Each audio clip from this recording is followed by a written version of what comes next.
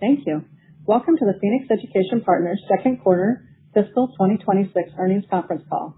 Speaking on today's call are Chris Lynn, our Chief Executive Officer, and Blair Westblom, our Chief Financial Officer. Before we begin, I would like to remind everyone that certain statements and projections of future results made in this presentation constitute forward-looking statements that are based on current market, competitive, and regulatory expectations and are subject to risks and uncertainties that could cause actual results to vary materially. Listeners should not place undue reliance on such statements. We undertake no obligation to update publicly any forward-looking statements after this presentation. The risks related to these forward-looking statements are described in our filings with the SEC, including our most recent Form 10-K, Form 10-Q, and other public filings. We will also discuss certain non-GAAP financial measures. You should consider our non-GAAP results as supplements to, and not in lieu of, our GAAP results. Reconciliations to the most directly comparable GAAP measures can be found in our earnings release and SEC filings. Unless otherwise noted, comments in the call will focus on comparisons to the prior year period. We also direct you to the supplemental earnings slides provided on the Phoenix Education Partners website. I'll now turn the call over to Chris. Thank you, Beth, and good afternoon, everyone. We appreciate you joining us. Today we'll walk through our results for the second quarter of fiscal 2026 and the continued progress we're making on our strategy. Guided by our mission, we remain focused on advancing student success through flexible, career-relevant education for working adults. Our students balance professional and personal responsibilities as they pursue their education, and our strategy remains centered on supporting their success through personalized, technology-enabled programs. Fiscal 2026 also represents an important milestone for the University of Phoenix. Later this year, we will celebrate our 50th anniversary, marking 5 decades of serving working adult learners while continuously adapting to the evolving needs of the workforce. Our commitment to student satisfaction is reflected in the recent Onkura Ruffalo Noel Levitt's Priorities Survey for Online Learners, a national study spanning 150 institutions and approximately 90,000 learners, which shows consistently high satisfaction among currently enrolled online students. The university administered, through the Noel Levitt's platform, the survey to a random sample of 20,000 actively enrolled associate, undergraduate, graduate, and doctoral students representing each college and degree level, with approximately 2,500 students responding. The university performed above the national averages across all 26 measured attributes, with 85% of our students reporting being very satisfied or satisfied with their online university experience, compared to 73% of students in the national benchmarked institutions. These results, combined with strong retention results, underscore our commitment to delivering strong student outcomes and ensuring that working adult learners develop skills that translate directly into their careers. Turning to our results, the second quarter reflects continued progress across our key priorities: enrollment growth driven by record retention, margin expansion, and a strong balance sheet that gives us the flexibility to invest in students and return capital to shareholders, all underscoring the durability of our model and commitment to student success. For the quarter, average total degree enrollment was up 1.8%. Net revenue was down 0.4%, and adjusted EBITDA was up 7.8% from the prior year. Average total degree enrollment was driven by strong retention trends. Our retention rate from the most recent annual cohort was 76.6%, up approximately 500 basis points from the prior year, and significantly improved from the 59.7% retention rate from the annual cohort ending in 2017, prior to our transformation. This sustained progress reflects the continued disciplined execution of initiatives across the student life cycle aimed at enhancing engagement, persistence, and ultimately student outcomes. Net revenue was in line with expectations, and adjusted EBITDA outperformed as a result of disciplined cost management and lower bad debt expense. Our employer-affiliated, or B2B channel, continues to be a meaningful growth driver. Employer-affiliated students represented 35% of total enrollment in the quarter, up from 31% in the comparable period in 2025, reflecting continued expansion of both existing and new employer relationships. This channel now represents over a third of our total enrollment and helps reinforce the durability of our revenue, as B2B students typically have higher retention. We are seeing increasing demand from employers seeking to upskill and reskill their workforce, and our flexible career-relevant programs are well-positioned to meet that need. We align our curriculum to in-demand skills, with students building verified job-relevant capabilities throughout their coursework, an approach that differentiates us with both employers and individual learners. We also enable our students and alumni to showcase these capabilities through shareable, employer-informed skill badges, and have now issued over 1 million of these digital badges to date. Complementing our B2B momentum, we are continuing to invest in technology and artificial intelligence to better serve students and employer needs. We are making meaningful progress deploying AI across the university. Examples include an AI-assisted student onboarding experience, delivering 24/7 support for students and faculty, increasing advisor productivity, expanding our software development capacity, and driving greater efficiency in credit evaluation. We are using AI-driven personalization to enhance engagement and student support, as well as improve conversion in our marketing and enrollment funnel. We believe these initiatives are contributing to our performance and will continue to support margin improvement. We are also investing in how the university shows up across the next generation of search and discovery platforms.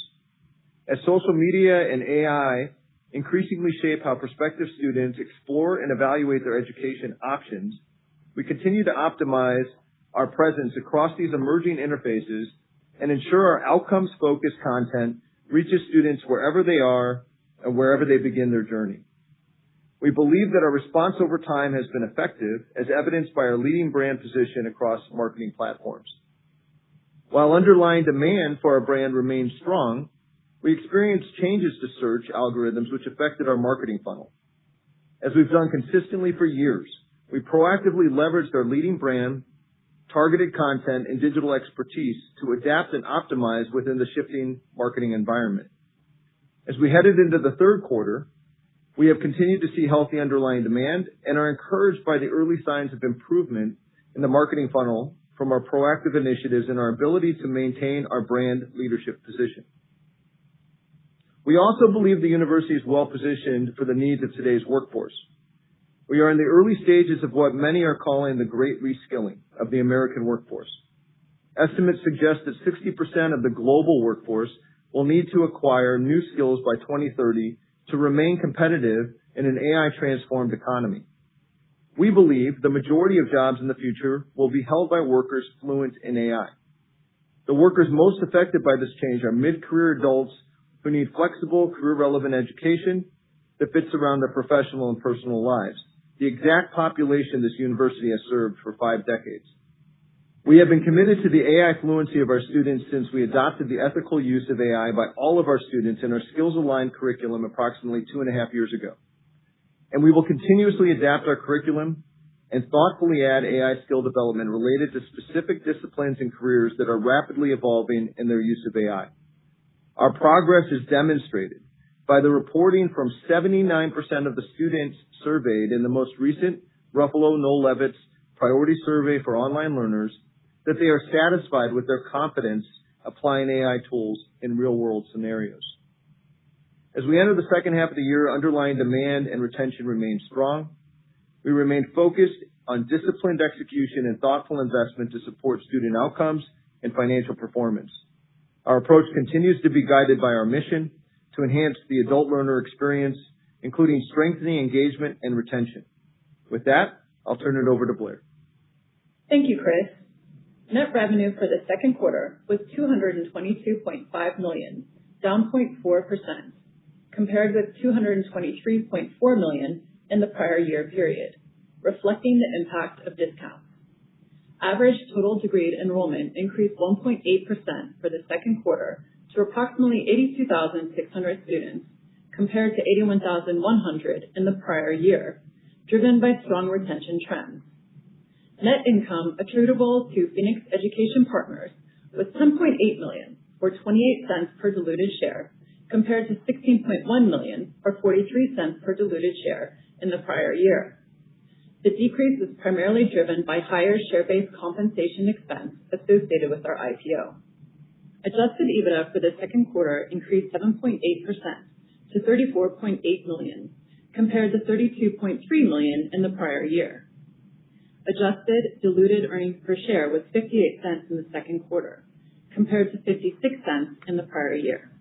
Adjusted EBITDA margin for the second quarter expanded to 15.7%, up from 14.5%, driven by lower bad debt expense primarily due to higher retention, partially offset by an increase in costs attributable to being a public company.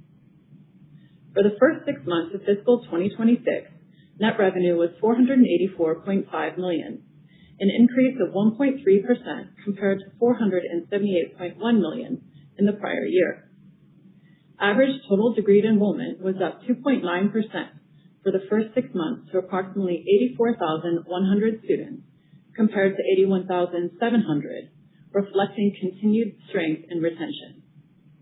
Net income attributable to Phoenix Education Partners was $26.2 million, or 68 cents per diluted share, compared to $62.5 million, or $1.66 per diluted share in the prior year, with the year-over-year decrease primarily driven by share-based compensation expense associated with our IPO. For the first 6 months, adjusted EBITDA increased 7.4% to $110 million, compared to $102.4 million in the prior year, and adjusted diluted earnings per share was $1.97, compared to $1.92 in the prior year. Adjusted EBITDA margin for the first 6 months increased from 21.4% in the prior year to 22.7% in the current year, representing a 130 basis point improvement. These results reflect the increase in net revenue, as well as lower bad debt expense, primarily due to higher retention and lower financial aid processing costs. We continue to maintain a strong balance sheet with substantial liquidity and no outstanding debt. As of February 28, 2026, total cash and cash equivalents and marketable securities were approximately $252.1 million, compared to $194.8 million at the end of the prior fiscal year. The increase was primarily driven by approximately $80 million of cash generated from operating activities, partially offset by approximately $10 million of capital expenditures and previously announced dividend payments. Our capital allocation priorities remain unchanged, investing in student success and our technology platform, maintaining a strong balance sheet, and returning capital to shareholders. Consistent with these priorities and our belief in the long-term value of our stock, today we announced the authorization of a $50 million share repurchase program by the board of directors. This authorization provides flexibility within our capital allocation framework and the ability to manage dilution effectively over time. During the quarter, we paid a dividend of 21 cents per share, and today we announced another quarterly dividend of 21 cents per share, payable in May. We expect to continue to pay quarterly dividends of approximately 21 cents per share, or approximately 84 cents per share annually, subject to board approval. We will also continue to actively evaluate M&A opportunities that would be complementary to our existing platform and align with our capital allocation strategy. With respect to our fiscal 2026 outlook, we are reiterating our net revenue guidance of $1.025 billion to $1.035 billion and adjusted EBITDA guidance of $244 million to $249 million. As discussed, underlying demand and retention remain strong. We're maintaining our net revenue guidance, but currently expect to trend toward the lower end of the full year range, reflecting the near-term marketing dynamics discussed. Given our execution to date, we are confident in our adjusted EBITDA outlook and believe we are trending toward the upper end of our guided range. This reflects disciplined cost management and efficiencies driven by our strategic and operational initiatives, including AI and technology-enabled capabilities, which we expect to support margin expansion over time. We operate from a position of financial strength, supported by strong cash generation and disciplined capital allocation. We are confident in the long-term durability of our business and remain focused on execution while continuing to invest in student success and long-term value creation. I'll now ask the operator to begin the question and answer session. At this time, if you would like to ask a question, press star, then the number 1 on your telephone keypad. To withdraw your question, simply press star 1 again. We will pause for just a moment to compile the Q&A roster. Your first question comes from the line of Jasper Bibb with Truist. Please go ahead. Hey, good afternoon, everyone. Wanted to follow up on some of the marketing themes you discussed. Can you maybe give a little bit more detail on the trends you've seen over the past couple months on starts or application growth as the company navigated the channel shift you discussed from Gen AI to search, or search to Gen AI, I'm sorry. Yeah, hi Jasper, this is Chris. Good to hear from you. Yeah, so we've been navigating changes to online search for quite some time now. And coming into the quarter, we did experience another algorithm shift in AI search on Google, which had an impact to how prospective students were navigating their search process. We responded to it quickly, and working with Google to understand, and this is something we're very good at, we've done for years, to understand these algorithm shifts. And an example of some of our responses to that were learning that the AI overviews on Google now are more reliant as a primary source on YouTube. And for many years now, we've been number 1 in our sector in social media. We've developed a lot of outcomes-based content that is out there that's really generated strength for us. And so one of the things we did is we migrated a lot of that content over to YouTube. So we made changes like that have, we talked about in our opening remarks, that we've seen improvements in some of these recent trends coming into Q3, back in line with the trends that we were expecting for this year. To answer questions directly about applications, really this happened going into our January enrollment period. So there was some impact on the January enrollments. And the way I would characterize it is we're seeing healthy demand at the top of the funnel. We're seeing changes in how that demand is coming to the university through multiple channels.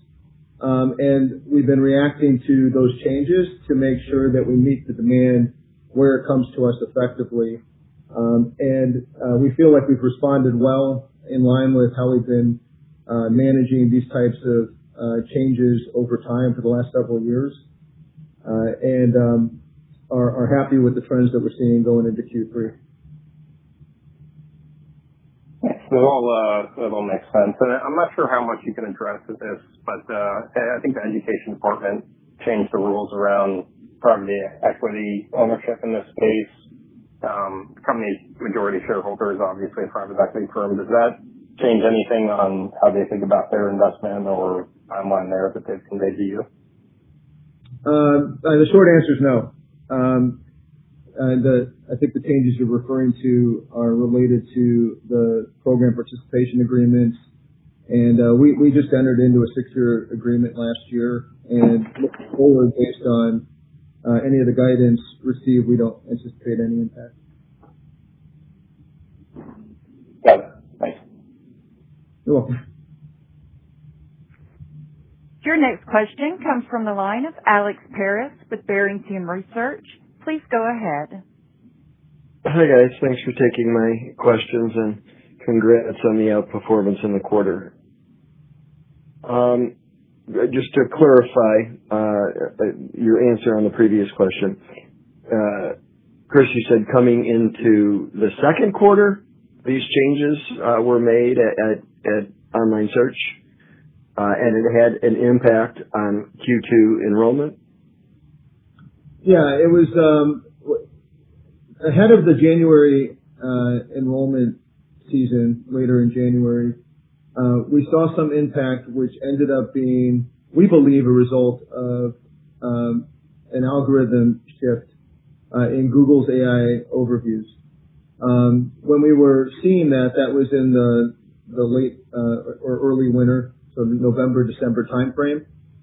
Early on, it looked like some seasonality that we were trying to understand. We later recognized that the algorithms did shift. And so the way we responded to that was multifold. We had a lot of responses, really just continuing to do a lot of the same things that we've been doing for years.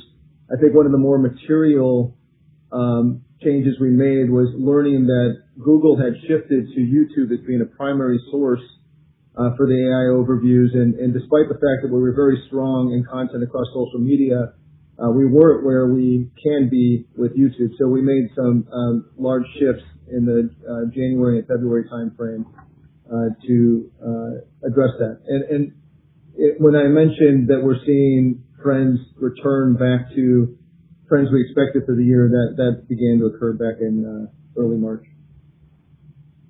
Okay, gotcha. I just wanted to clarify that. So you saw the initial impact early in the second quarter. You made some changes, and then early here in the third quarter, month of March, you're seeing some improvement. Yeah, I would say the impact was noticeable really in the later part of the second quarter, but the algorithm shift happened in the early part of the second quarter. Okay. Gotcha. So the shift early in the quarter, the impact late in the second quarter, and then here early in the third quarter, you're seeing some improvement in response to some of the changes that you've made, you think? Yeah. I mean, we've seen continuing through all of this, we've seen strong demand for our brand, which is the very top of the funnel. One of the most effective ways of looking at that is just the inquiry searches for our brand on Google. And then the next measurement we look at is how that demand comes to us on our website, and it comes from various channels. And we've seen strength in how that inbound demand is coming to us. That's returned back to what I would call normal, relative to our recent history here in the early part of Q3. Gotcha. And then so the second question is for Blair, and your comment regarding revenues and the guidance for the balance of the year. You said that revenue should trend to the lower end of the full year range because of some of these marketing issues? Yeah, that's right, Alex. As discussed, we would expect revenues to come in the lower part of the range, just given the marketing dynamics that we've observed. Chris, do you have anything like that? Yeah, I mean, the way we looked at it is we took the best information available. We didn't feel, based on that we should change the range, but we did want to guide the lower end, given these dynamics we saw in Q2. And again, it sounds like conservatism, given you said that things have kind of returned to normal here in, I don't know, month of March or early April.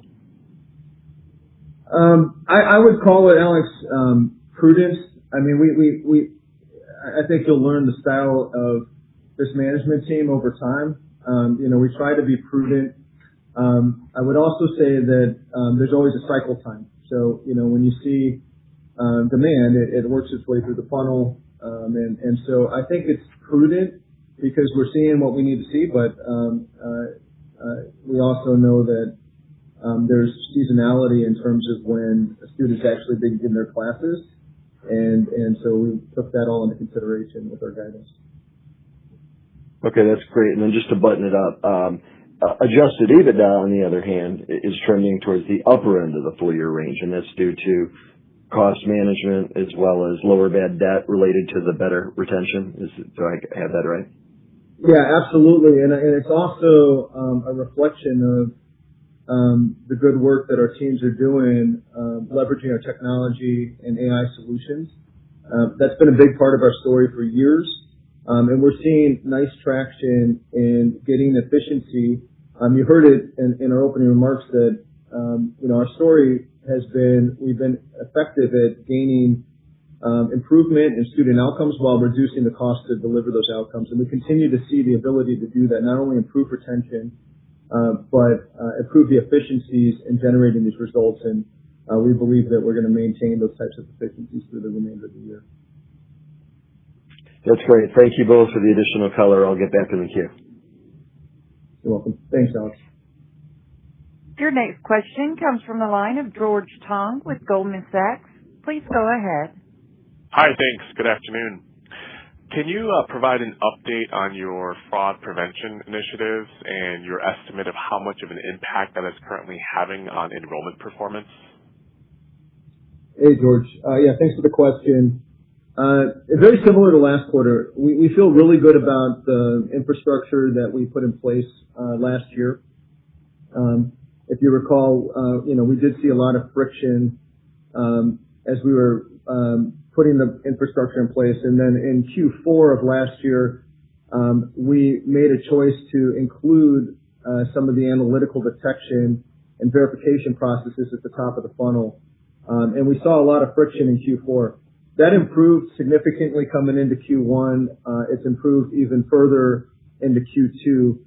What I would say today is we have a very strong, agile system of detection based on strong analytics and prevention with verification, fraud detection with our bank accounts that's working very well. We think that this is doing a couple of things. While there is a lot of UEA activity in the marketplace, we are seeing evidence that as it relates to us, while we still see a lot of volume try to get into our funnel, it's dissipated quite a bit. So we do think that our systems of controls have deterred the volume from trying to penetrate our university as often. And we've gotten better and better at that balance of reducing friction significantly for well-intended students so that they can have a normal process of working their way through the enrollment process. So, we feel really good about where we're at. We have it under control through Q2. It's a day-to-day thing, but our systems are great. And, I would say there is a little bit of friction that will exist as long as this activity exists in the marketplace, but it's not something that we consider material today. Got it. That's helpful. And then your retention rate expanded quite a bit, 500 bits year over year in the quarter. Can you elaborate on the initiatives that drove this level of improvement and if this rate of improvement is sustainable or more one-time in nature? Yeah.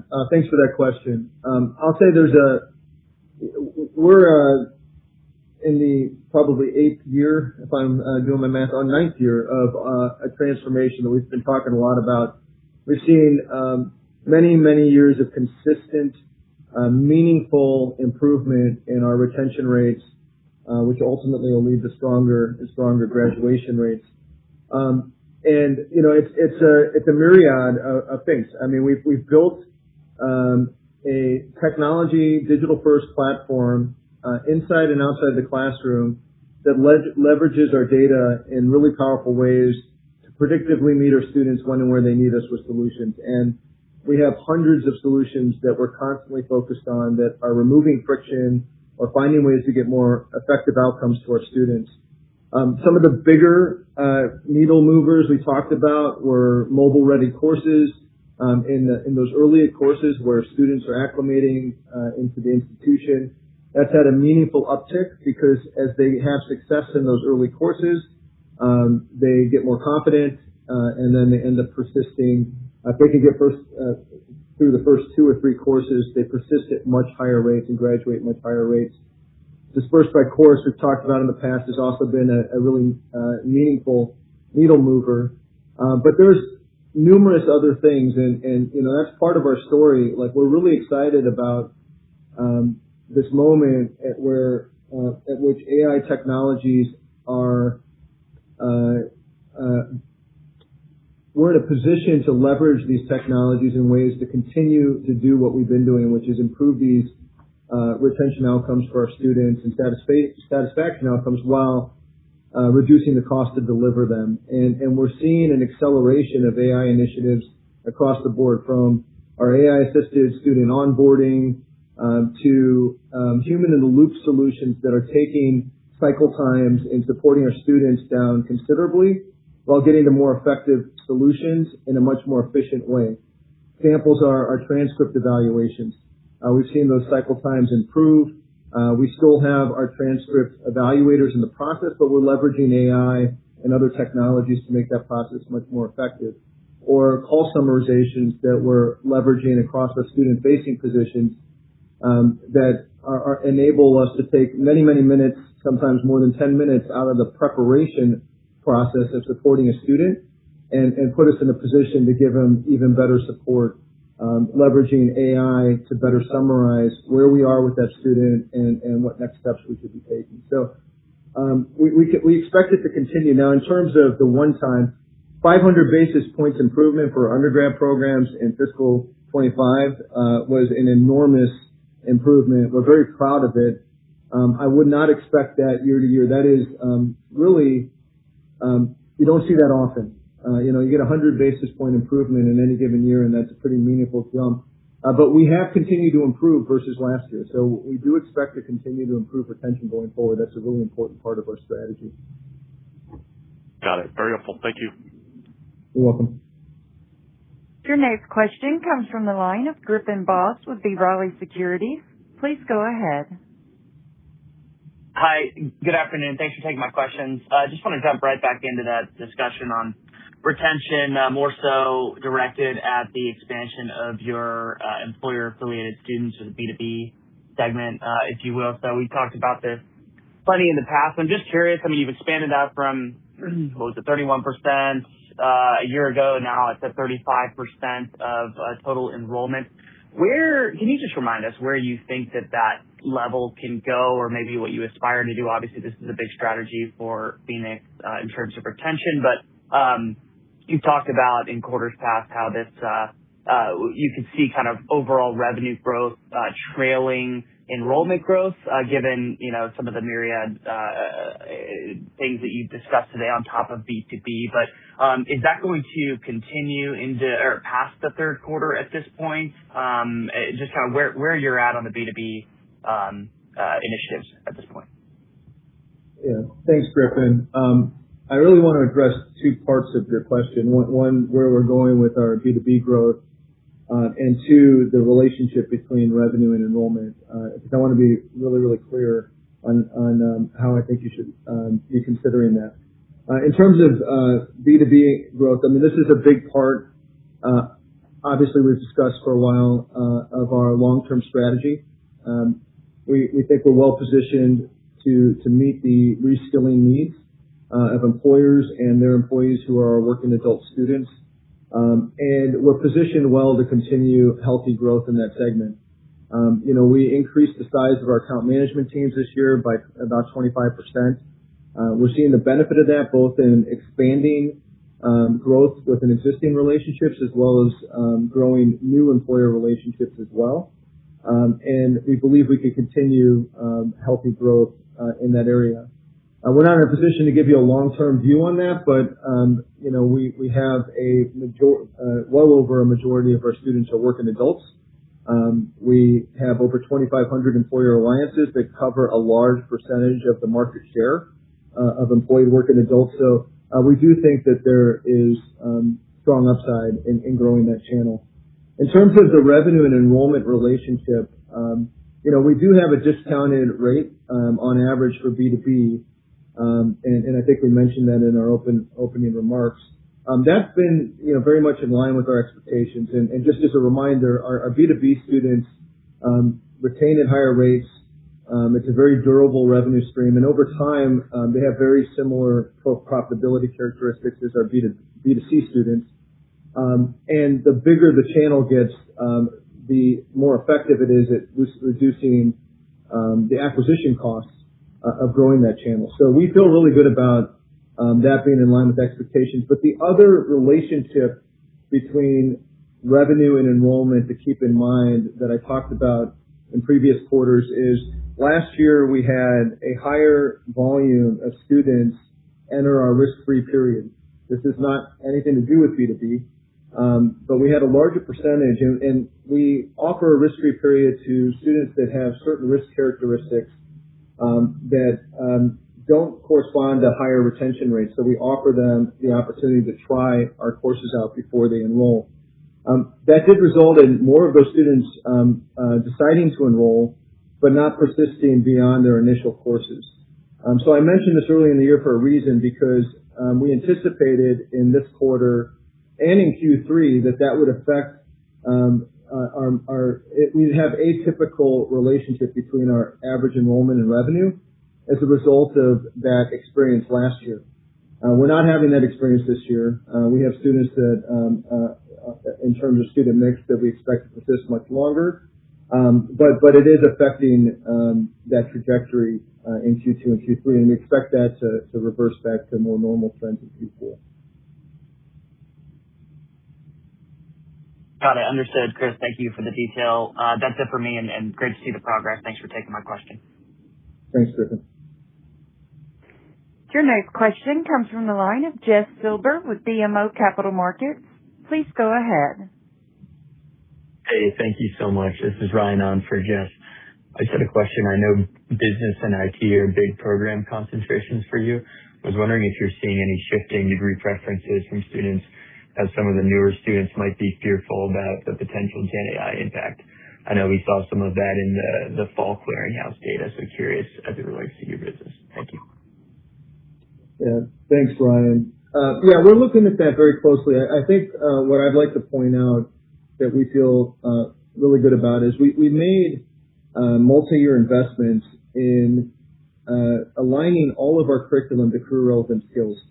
And that's across all of our programs. We're very comfortable with the breadth of our program offerings, including our business and IT programs. And what that means is that in every course a student takes, they can earn verified skills that map to the career-relevant skills that employers need today. We've embedded AI fluency into the skills-aligned curriculum over the last 2.5 years. And so we feel very good about the differentiation of our programs from a skills alignment and the relevancy to the workforce needs today. And we're seeing that, we believe that's evident in the growth that we're seeing directly in the B2B relationships, because these, we're growing existing relationships where we still compete against other universities and colleges, and we're able to expand our growth, and we believe that differentiation is a very helpful driver to that growth. And we're seeing growth in all of our programs. One of the strong trends I also read about is in healthcare and nursing. That has been a nice tailwind for our healthcare programs and nursing programs. Healthcare employers are the largest segment we have across our B2B portfolio, just under 30%. But we're seeing growth of all of our programs within that segment. And many of our programs are business and IT, because there is demand from those employers and those employees. So we feel comfortable with where we're at as it relates to the University of Phoenix's programs. Thank you. And I appreciate the color on the B2B enrollments and the strength of those relationships. I'm just wondering how you're thinking about the non-B2B degree enrollments, and are you investing there, and how has that kind of been trending? Thank you. Yeah. So, we have variability between B2C and B2B throughout the year. We're comfortable with the demand we're seeing across both programs, both channels. We think that if we're meeting the needs for employers and workers, we're meeting the needs for those that don't have benefits under employers and are working mid-career working adults. So we feel like that differentiation is helpful across B2C and B2B, and we feel like we see plenty of evidence of that in our demand frameworks.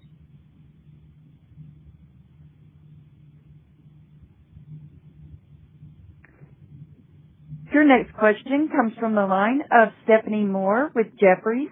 Please go ahead. Great. Good afternoon. Thank you. I wanted to appreciate all the feedback this afternoon. Maybe you could talk a little bit about just the competitive landscape right now. You talked a lot about the investments that you've made, specifically kind of targeting from a marketing standpoint, but maybe just give us an update on just how you would characterize the pulse of the overall competitive landscape. And then as you think about your strategy over the course of the next 1 to 2 years, what we could expect to see as you continue to look to differentiate yourself. Thanks.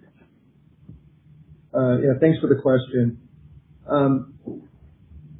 We have a very large addressable market, both students with some or no college, some college degree, or some college credits that want to complete their degree, and those that have no college credits and want to complete their degree. For a lot of those students, we may not be competing with anyone except for motivating them to pursue getting skills that could advance their careers. So we tend to focus on what are the needs of those potential students that we can support. Students have a need for skills today. They want career-relevant skills that not just wait for a degree, but that they're getting skills along the way that have value in the workforce. We believe that we're delivering on that in a very differentiated way. Each course, they're getting skills in weeks, not years. That's one of our primary campaigns. And we don't have many competitors that can say the same thing based on the substance of what they deliver. And so we think that positions us very well to meet the needs. There's also other things that we do very well at saving time and money. We're very effective at helping students with previous college credits leverage those college credits to save time and money. So we make sure that we differentiate the experience that those students have in getting credit on the front end. The more effective we are there, the better we compete with other institutions like ourselves. There's a lot of flexibility. Our empathetic support process is something that busy working adults who are a little bit cautious about pursuing college again, they see that as a very strong value proposition. So the more effective we are at telling people what we do really well and helping them understand how we do it better than our competitors tends to help us be effective in the marketplace, and we just continue to lean into those distinctions effectively in our marketing efforts. Got it. And just as a follow-up, I think we're all, a society thinking about the way we use education is differently now with AI. So I guess maybe just to wrap it up, do you feel like there's a strategy in which you can kind of advertise your approach not only to everything you just outlined, but that in a Gen AI world, maybe how you pursue education could be different? I guess I'm just high-level question if that has. Yeah,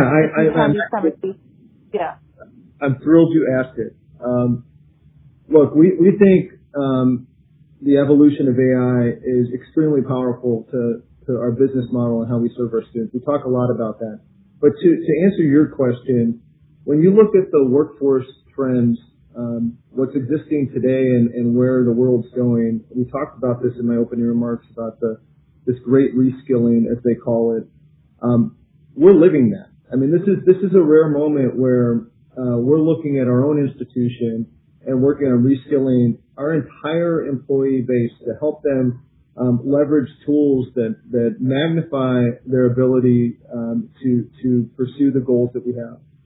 There's a lot of organizations like us that have a big vision, and the use of AI is powerful at a person level, at a workflow level, and at a corporate level in helping institutions get to the visions that they have. So the entire workforce is going to need these skills in order to drive the goals of tomorrow.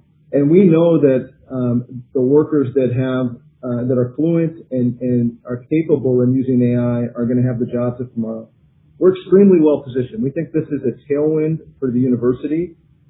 We adopted AI into our curriculum almost 2.5 years ago. We were a first mover here. Now all institutions are trying to figure out how to do this. Our students are gaining fluency in AI. We're getting deeper and deeper into looking at what our employer partners and industry councils are looking for in the workplace, and building those technical skill needs into our program. So we think we're well positioned to help our students gain skills for tomorrow. We also think our differentiation is we understand the adult learner. So when you look at the learner today, more and more learners are becoming what we have served for almost 5 decades. An adult learner that is constantly looking to upskill, that values the pursuit of a degree, but they're working, they have responsibilities along the way. AI has changed the game so much, the speed and movement of skills in the workforce is going to cause more and more learners to look like our learners, and we're well positioned to deliver value. And we know they want value along the way as well as through the degree, and we have a curriculum that offers them skills along the way as well as the degree. So we think we're very well positioned within the trends that we're seeing in the workforce today as it relates to AI. Excellent. Really appreciate all the insight. Thank you. Thank you. That concludes our question and answer session. I will now turn the call back over to Chris Lynn for closing remarks. Thank you. Our results this quarter reflect continued progress in executing our strategy. We remain confident in the strength of our mission, the resilience of our model, and our ability to continue to deliver strong student outcomes. I want to thank our faculty and team members for their continued dedication to our mission